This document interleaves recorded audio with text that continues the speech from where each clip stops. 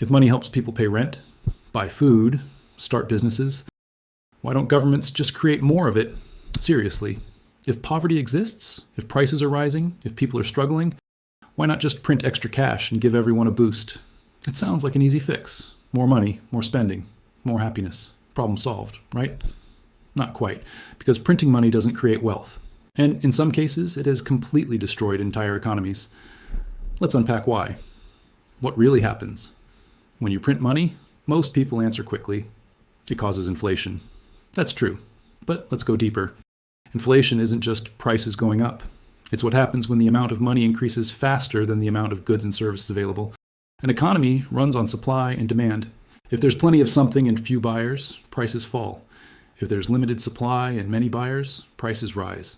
Now here's the key. If you increase money, but don't increase production, you don't create more stuff. You just create more competition for the same stuff. And that's where the trouble begins. A simple story, the pizza town. Imagine a tiny town with 5 people. Anna, Ben, Carlos, Dina, and Eric. Each person has $10. There are 5 pizzas in the entire town. Each pizza costs $10. Perfect balance. Everyone gets 1 pizza. Now imagine the government gives everyone another $10. Great. Everyone now has $20. But here's the catch. There are still only 5 pizzas. Suddenly, everyone wants 2 pizzas. But the bakery can't magically double production overnight. So what happens? The owner notices demand has surged. People are willing to pay more. So the price rises to $20 per pizza. Now everyone still buys just 1 pizza. Same town, same total supply. The only thing that changed is the price. Did anyone become richer? No, the money doubled. The pizza didn't. The ripple effect. You might think, okay, but the pizza owner benefits. Maybe at first. But now the bakery needs more flour, cheese, electricity, and workers. Other businesses also have more money. They compete for the same ingredients. Suppliers raise their prices. Workers demand higher wages because their living costs increased. Soon, costs rise everywhere. That's how inflation spreads. It's not one price rising. It's the entire system adjusting upward.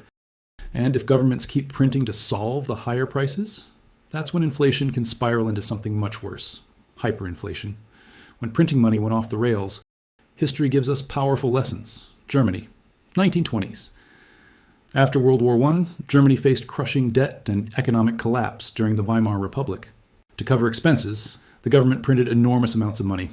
At first, inflation was manageable, then it accelerated.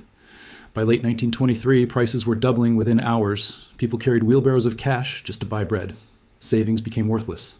The middle class was wiped out. Economic chaos created deep political instability, paving the way for extreme movements that would later reshape the world. In the 2000s, Zimbabwe experienced economic collapse due to falling production and policy failures. Instead of rebuilding productivity, the government printed money to fund spending. Inflation exploded. At its peak, prices were rising so fast that numbers became meaningless.